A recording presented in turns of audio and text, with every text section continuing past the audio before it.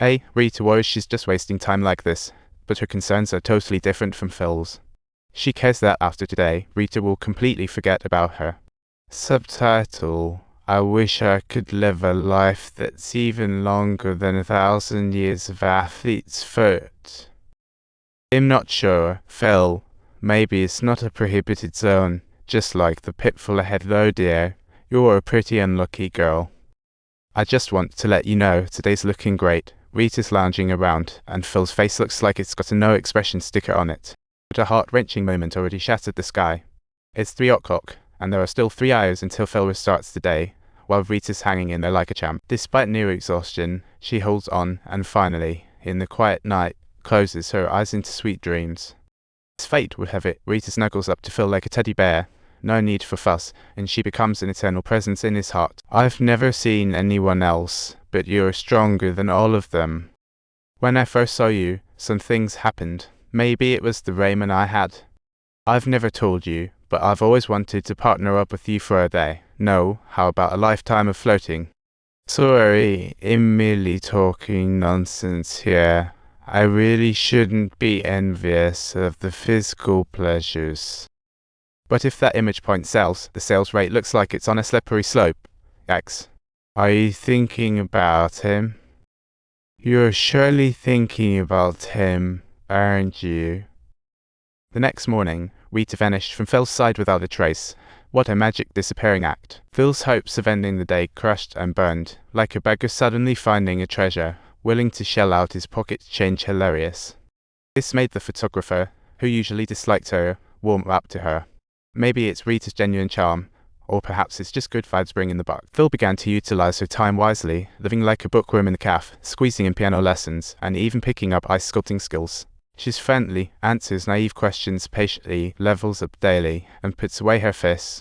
With a warm hug, she brings comfort to an old classmate, spreading kindness like confetti all over town. And on her way home, she bumps into that poor beggar from the morning. She shivers against the wall to warm her up. Phil takes her to the hospital, but the doctor delivers some tragic news. That old man just hit the hay forever, without any warning. She can't escape the flow of time, permanently lost in tonight's chilly weather. So she took Grandpa out for a feast, thinking maybe that would bring him back to life. Grandpa had a blast eating, but just a few hours later, he left for good, no matter what tricks Phil pulled. She serves him hot soup during cycle 30, dials for help during cycle 80, and carries him to the hospital. But February 2's college reunion is still up in the sky.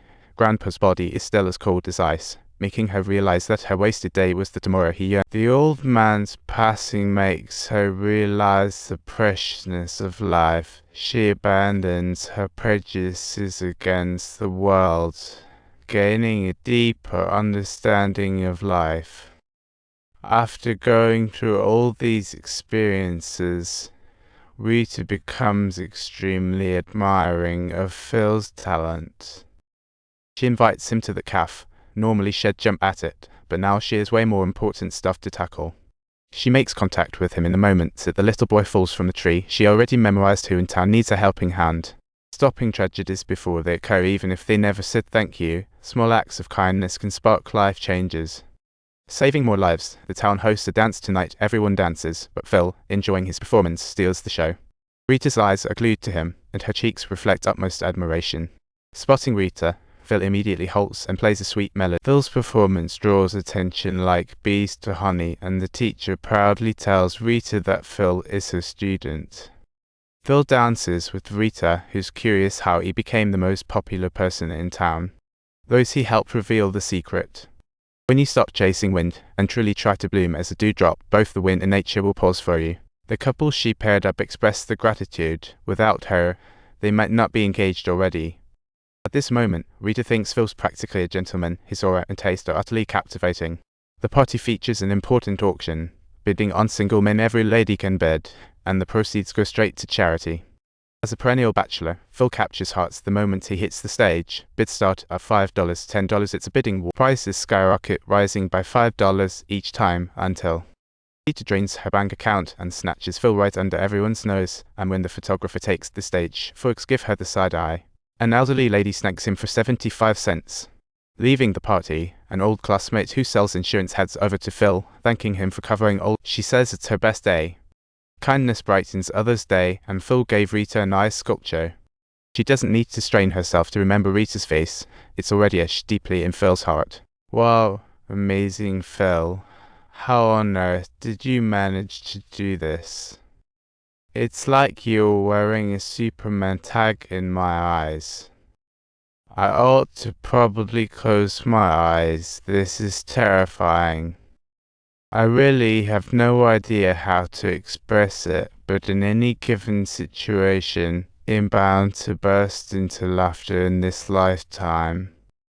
Like on a night when snowflakes are flying everywhere, they finally find harmony together. Hand in hand, they head home as the familiar radio announces it's 6 o'clock again, but this time, someone turned off the alarm clock for her. Phil touches Moritz's hand, gives a wake-up pinch. Pain surges through her. It's real, and Rita whispers in her ear. It's all about you, really. I love you, I truly love you. You were saying today?